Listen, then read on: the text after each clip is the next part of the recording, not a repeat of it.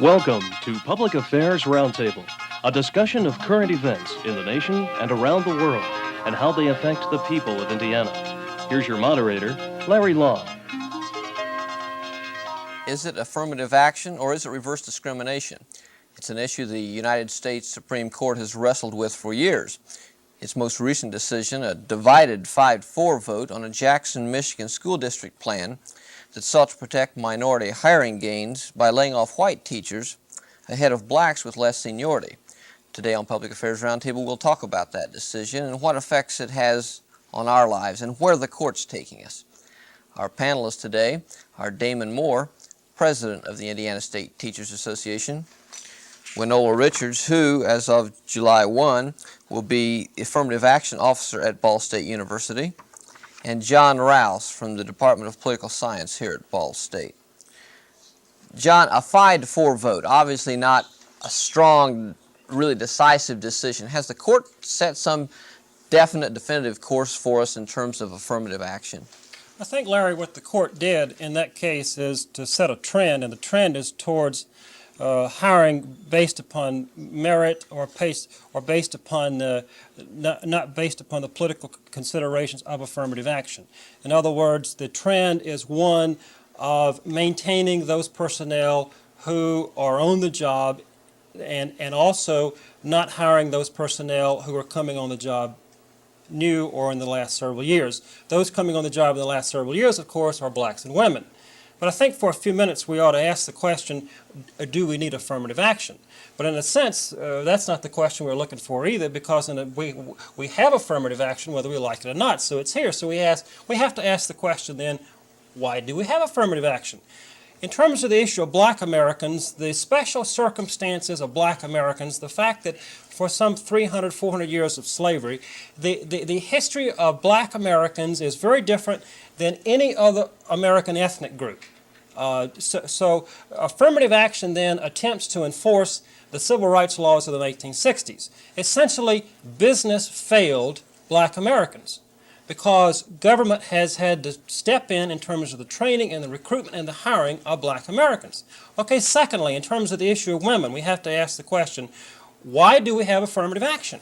So in terms of women, essentially in the 1960s, around 1965 or so, the workforce in this country began to change. And women started to go into the workforce in large numbers, and so today we have women making up a two-family earner employment family in terms of trying to maintain a standard of living. So women have come into the workforce and they say, hey, we should be able to get the same salaries, the same opportunities as males do. So in this sense, this is the background, and the court case then is just another step in terms of a trend. And that makes it, I mean, you're talking about the effect on the pocketbook, the effect of the family income. It makes it very much an economic issue. It's an economic issue, but it's also a political issue. As we've said on this program several times before, politics is the allocation of values. And it's the allocation of economic values in the sense you have to ask, will the black school teacher be hired in Jackson, Michigan, or will the white school teacher get the job back? So it's an issue of politics and economics. Damon Moore, what significance does the Jackson, Michigan case have on Indiana or on school hirings and layoffs? Well, in Indiana, I don't think it has any effect at all. The Supreme Court's ruling was very specific. It ruled on the Jackson case. The 7 school districts that we have in Indiana who have affirmative action language in their contract are all clean as far as we're concerned, most of them having much different language, very different language than what was in Jackson. The Greater Clark school system has a court-ordered affirmative action hiring policy, which meets the court standards. So the likelihood of the Jackson case affecting any of our contractual language is very small. Okay, you're talking in that case about hiring. Of course, the Jackson, Michigan State addressed layoffs. Are we likely, as we see reduction in force policies throughout the state, are we likely to see the Jackson, Michigan case having an effect on various layoffs of teachers throughout Indiana? The language that is bargained in those 7 contracts is layoff language, and we don't think it affects that language at all. What we have as far as policies are concerned is a different question. School boards basically set the policies. And I would hope that those school boards don't allow the Jackson language to interfere with their setting policy. Do you expect to see more school corporations negotiate language on layoffs into their contracts? Most definitely. It's the only way to be sure that you'll have something. As we've found out before, school board policy has a tendency to change from meeting to meeting. The language that is bargained at the table is the only stable language that our teachers have to depend on. But obviously there's been no rush among the school boards in Indiana to negotiate this policy. As long as you've had negotiating rights in Indiana, it's been an issue with teachers, but school boards have tended to shy from this, haven't they? Well, not so much shy away from it. Teachers where it has been an issue, as in South Bend, Marion, and Indianapolis, it has been bargained because it's become a priority issue. And those teachers decided that it was an issue to be bargained at the table. In other places, there are probably school board policies to deal with hiring and firing and an affirmative action stance. We would prefer to see it bargained into the contract, but in some places it's just not that big a deal. When Ola Richards, we talk about affirmative action, John Rouse asked why affirmative action. Can you tell us a little something about the application at Ball State University and where affirmative action is headed here? At Ball State University, we have a few changes. As you said, I'm the new director as of July 1. We have a new president, so I think there is a new direction in Ball State toward more aggressive hiring for affirmative action reasons. Okay, are you going to be establishing new policy? Where do you head in that direction? I don't think we're going to be establishing new policy. What I think we're going to try is different kinds of techniques towards targeting groups that we would like to have involved in the application and the search process at Ball State. Do you know what groups those are Not at this yet. point? No. Okay. I think you have to ask the question, does Ball State University have an affirmative action plan? And I'm sure it has a plan because that's the law. Essentially, you have two things in society. I mean, in the 1960s, as far as blacks and women were concerned, they talked about equal opportunity. It's one thing to say, you have this equal opportunity, but how do you provide the wherewithal for blacks and women to get where they need to go? So what they've done with affirmative action is to try to provide opportunities through hiring and training and that kind of thing, so blacks can indeed have equal opportunity. So everybody is for equal opportunity, but the controversy comes in the mechanism of implementing affirmative action. Setting a plan and implementing a plan, I think, are two very different things, and we have to be very careful when we talk about that. I guess I'm proud to say that ISTA has a plan that we implement. We try in all of our hiring to go first to those areas where we are under our goal. And the ISTA Board of Directors has adopted its policy and set the goals that we have for hiring of women and minorities. We are one of the few state associations in the nation who has met at least one of those goals, and that we have met our minority hiring goal. We are still struggling to meet our female hiring goal. The mood of affirmative action, I guess, can be set by the White House. What have we found in the administration of President Reagan in terms of yes or no, in terms of perhaps Supreme Court appointments, the people he's put on the court, the approach he's taken toward enforcing affirmative action? Do we have a clear signal out of the White House where we stand? I think so. I think John mentioned it was an economic issue. It's also very much a political issue. Since the Reagan White House has been setting the direction, it's been a direction backwards from a standpoint of affirmative action. They would like nothing more than to dissolve the executive order that was issued around government contracting, for example. The appointments to the Supreme Court are an attempt to make the court a more conservative court. I think everybody agrees with that. And the future appointments could be devastating, not only to affirmative action, but to a lot of other issues that are important that will be coming before the court. Is that a political prerogative of the White House, of the President, to, in fact, set the course that the White House or the President sees right from affirmative action? I mean, certainly they're not bound by moods that were established in the 60s. Is there not some prerogative there for the President to say, you know, I think it ought to have a higher or lower priority, perhaps lower in this case? I think we ought to move a different direction from where we were headed in the 60s? Well, I think the President not only has done that with the Supreme Court, but if you look at all of his federal court appointees, up and down the line from the lowest federal courts to the Supreme Court, he is setting a pattern. a more conservative pattern that is not necessarily mainstream USA.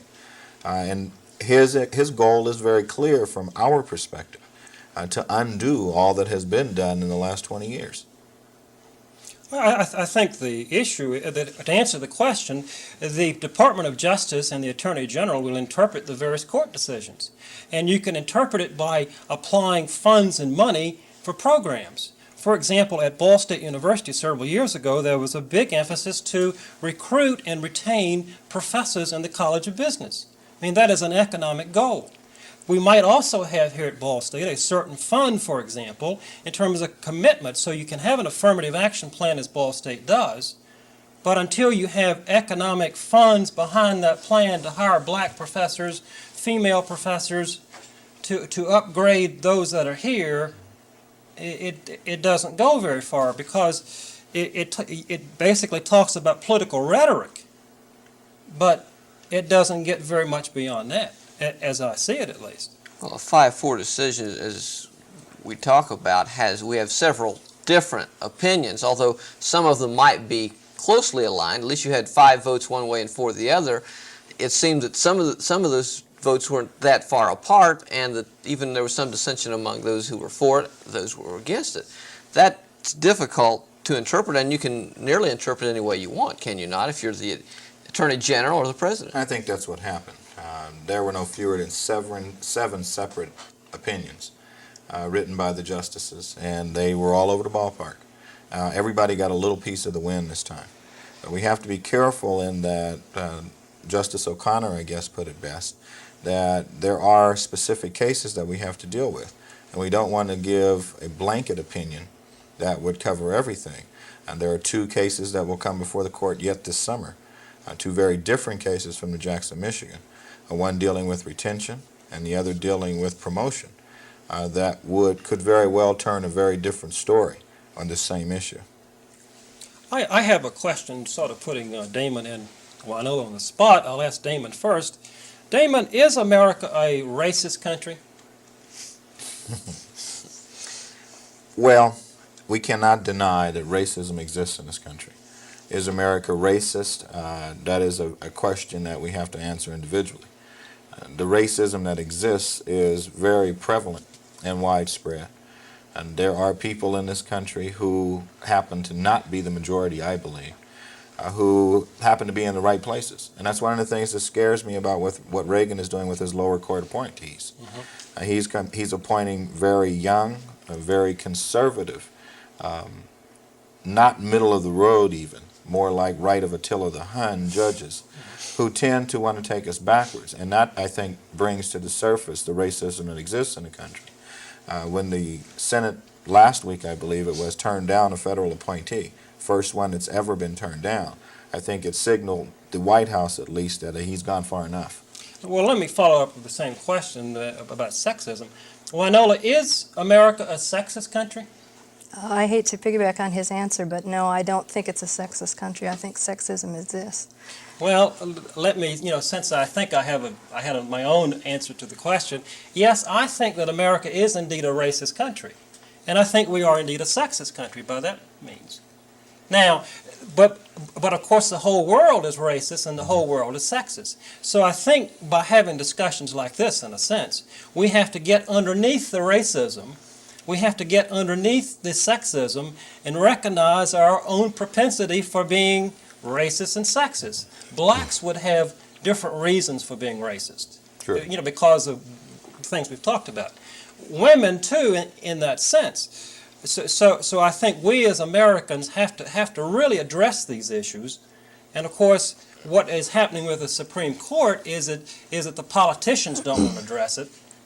And so the court will leave this up to the various bureaucracies around the country, the places like Ball State Well, what University. is racism and what is sexism? What you're saying is that, what you mean is perhaps then that we are racist because that if you're black, you're perhaps denied various opportunities in terms of housing, in terms of employment. If you're a woman, pretty much the same thing in terms of employment, in terms of compensation.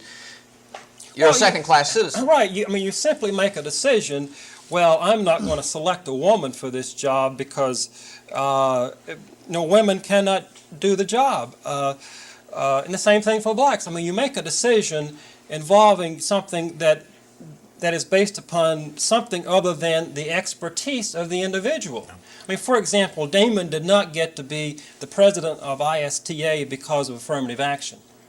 I mean, he got there because of his skills.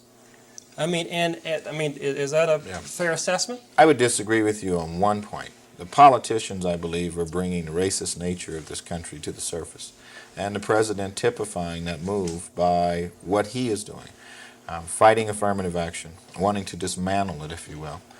The appointees that he has been successful in appointing to the federal courts, be they low court or high court, seem to typify that non-mainstream attitude that is more an attitude of the White House rather than an attitude of America. And from that, we have to literally keep an eye on the politicians. And I think that the Senate's action last week was very important as a signal flare, if you will, to alert the politicians that maybe they've gone too far from the middle of where we are. Is affirmative action, is it not a form of reverse discrimination? Aren't we saying, look, we've gone too far in this direction, so it's not bad if we go a little too far in the other direction to try to right those wrongs? No. And I can use ISTA's affirmative action policy as the only example that I'm familiar with. We took better than 6 years to put together our policy. And that board of directors took a bold step when we said that our goal was to hire 50% women, simply because 50% of the population, or better, is female. Our goal was to hire 10% minority, simply because 10% of this state, 11% as of the last census, is minority. We've had to work hard. We have implemented policies and projects, as you stated. This year, for the first time, we have an intern program to give prospective employees an opportunity to see what the job is like. That program was limited by our board of directors to women. Men could apply, but they were told up front, you will not be selected. So that everybody had that chance. But those are the kinds of gutsy moves that have to be made. But that showed our commitment to the process. You know, I admit that that's gutsy, but aren't you substituting, when you have affirmative action, aren't you substituting the old girls' school and the old boy and the old black school for the old boys' school? The old boys have had it long enough. And I guess what we're trying to do is even up the numbers. When we looked at our staff, for example, we noticed that our staff had been in place pretty much consistent for 15 years. The old boys had run it, and there was no doubt about it. And over the last few years, we've been able to crack the old boys school and kind of even things up. Not yet to the detriment of anyone. But if women and blacks have been denied certain opportunities in terms of education and employment, doesn't that make it particularly difficult to employ an affirmative action program to find those people that not only are women and blacks, but are qualified women and blacks? It makes it difficult, but not impossible. We spend a lot of time looking nationwide for prospective candidates. It makes it harder. But the commitment, unless the commitment is there, it's very easy to say I can't find anybody who qualifies. Yeah. Well, Nola, does the specter of reverse discrimination concern you at all, that you, in fact, you come into that criticism that you're hiring blacks because they're blacks or women because they're women? I don't believe that's the case, so I don't know about it worrying me, but it's not the case that it's reverse discrimination. I think what we're looking for is the best qualified person. At Ball State, to get back to John's comment about people just not hiring because someone is black or female, I think the problem has been that there are very few blacks on the faculty, for example, at Ball State. At the present time, I think there are 10. And out of a faculty of 1,000, that is really not a very large sampling to take anyone from. So if you're looking for someone for an administrative position, you have very few people to pick from. Part of the Affirmative Action Office's job, in my opinion, is to make sure that that applicant pool includes very many women and blacks so that we have some kind of a choice to be made. Well, Nola, if I could follow up on that question, essentially what you have as an affirmative action officer is to follow a process. And I think the process has changed in the sense that you have to open up. When a position is open, it has to be advertised, for example, in the Chronicle of Higher Education or in the various departments' political journal or whatever it is. And so as I understand it, the function of the affirmative action officer is to make sure that the law is followed in terms of the regulations as far as advertising and then bringing these people into campus to be interviewed for a particular position. Is that not the case? That's correct. And in places, in departments that are deficient in numbers of women or black, it's to try and guide the search committees towards widening the pool when they're searching for people. Are those the two main areas we're looking at in terms of improving employment, or are there other areas besides women and blacks? Those are the two main ones. I would say employing blacks is a #1 priority, trying to get more blacks on the faculty and staff. And then the second part of that would be encouraging women that are already on the faculty at Ball State in some way to move into higher administration kinds of positions when those open up. They've been reluctant to do that? They've not been reluctant, there's just not been any avenue to do it. The traditional way is through the department chairmanship, and that has over time gone mostly to men. So we've had to have new ways open up for getting that done. Well, you deny there's sexism there, but then you say these things go traditionally to men. There's some reason. See, as the new person in the office, I want to deny there's sexism there. I want to be a little bit idealistic and say people want to do the right thing. What's been done in the past at Ball State, I can't deal with, that's in the past. But I'm going to try, it's going to be a more idealistic world, after July 1. What has happened to encourage women to move up, I think the one thing that has been the most successful has been the internship in the provost's office. There are a number of women at Ball State that have served that internship, and then because they had demonstrated administrative abilities, gone on to some other kind of a position. That's the only thing that I know of that has really worked to do that for women. Larry, in the same issue, going the other way and speaking from a school system's perspective, we're going to find ourselves in the very near future with a shortage of minority teachers. Subsequently, a lot of schools are looking at recruitment policies for minority teachers. The question that I've always raised with those schools is why? Why do you need to recruit minority teachers? Well, number one, there was a time where minorities and bright young women and bright young minorities only had a few choices. One of those was education. Well, those folks have now branched out into other areas. Now, whether that is, I think, a direct result of the affirmative action policies that have been implemented over the last few years. We've opened up those doors, literally kicked them open, to allow those folks to move on to other areas. And now we're going to suffer the results of that, I guess, in that school systems throughout this state find themselves with large populations of minority students and very few minority teachers because those teachers have chosen to go into other fields. Will we be successful in that endeavor? In Indiana, no. We can't compete with an IBM. We can't compete with an Eli Lilly as far as salary is concerned. So we're going to find ourselves on the short end of the stick. Or we take those less qualified people and put them in the classroom, which is something that we will fight. Yeah, and the trend across the country, of course, is that education has had a very difficult time bringing blacks and women into the system for the very reason that you mentioned. The fact that, as I say, you need economic programs, allocations of particular amounts of money. If the business college can do it, why cannot affirmative action? It gets back to politics, it gets back to economics, it gets back to commitment. Affirmative action did not begin in Indiana. I think we can say that safely. Well, yeah, it gets back to politics, and you're talking about Indiana specifically, it gets back to the Indiana legislature. Is there any real direction or firm commitment on behalf of the administration, or you've seen any message from the legislature that, okay, we're going to make this a priority? Not affirmative action. They have enough trouble dealing with the real world, let alone trying to be bold and move into something new. The affirmative action issue is not one that they will deal with, even though State House policy may show some gleamings of an affirmative action plan when it comes to dealing with the situation that the public schools are in. They're on their own. What do we need out of the State House then? I mean, besides large amounts of money to make teacher salaries attractive, or is that the solution? A lot of money in education. Don't need to be more money. That's always an issue. But there needs to be a commitment and a definite leadership.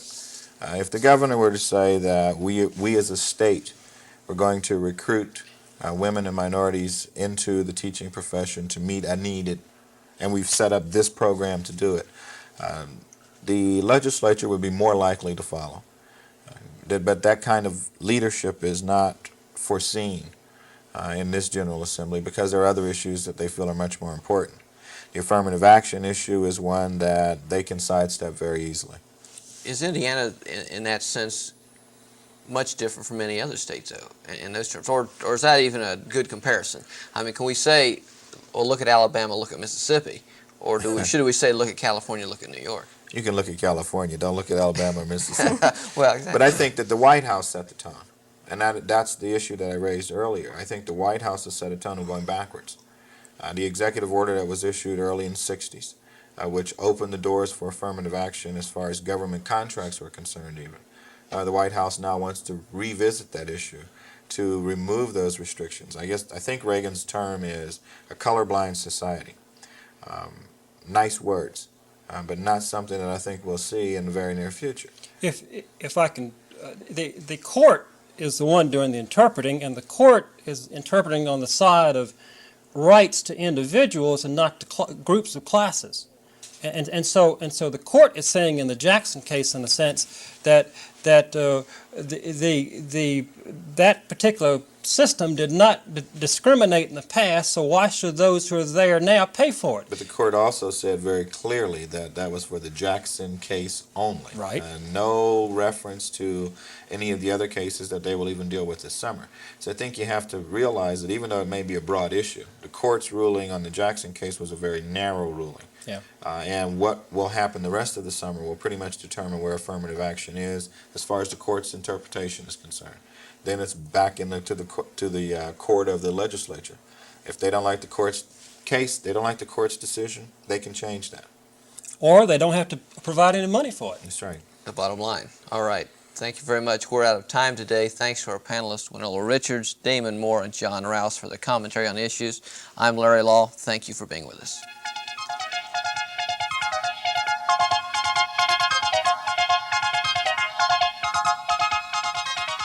If you have comments regarding this program, please address them to John Rouse, Box 149, Muncie, Indiana 47305. The producer for Public Affairs Roundtable is John Rouse. Associate producers are Cecil Bohannon and Bill Mosier. This program is a production of University Media Services, the Department of Political Science, and radio and television stations on the campus of Ball State University in Muncie, Indiana.